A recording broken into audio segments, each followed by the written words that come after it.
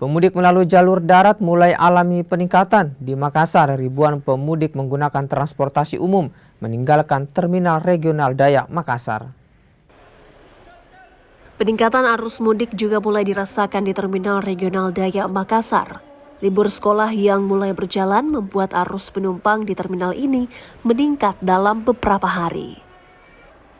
Banyak pemudik sengaja memilih berangkat lebih awal demi menghindari penumpukan penumpang.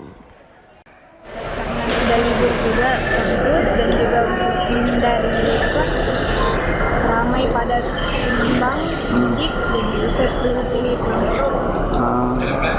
Kalau untuk tiketnya sudah aman? Iya, sudah dipilih dari teman.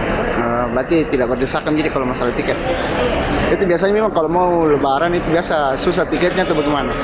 Iya, biasa susah dan juga biasa dinaikkan harganya juga. Tidak betul tahun ini. Berarti harganya ini normal ini? Iya, normal. Pihak Terminal Regional Dayak Makassar bilang sejak beberapa hari terakhir pemudik melalui terminal ini meningkat dan mulai menyentuh angka ribuan. Pada malam hari ini kita lakukan ram cek, Pak. Ram cek ini sudah 2 hari kedua yang kita sudah laksanakan. Hari pertama ini sudah malam kedua kita lakukan ram cek. Ya, kita ram cek ini adalah bus angkutan penumpang umum, ya, AKDP, ANTAP, dan juga pariwisata.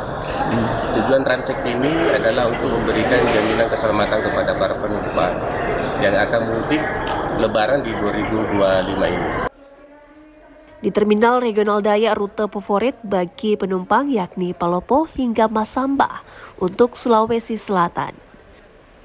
Sementara untuk antar provinsi rute Morowali, Kendari hingga Manado banyak dipenuhi penumpang.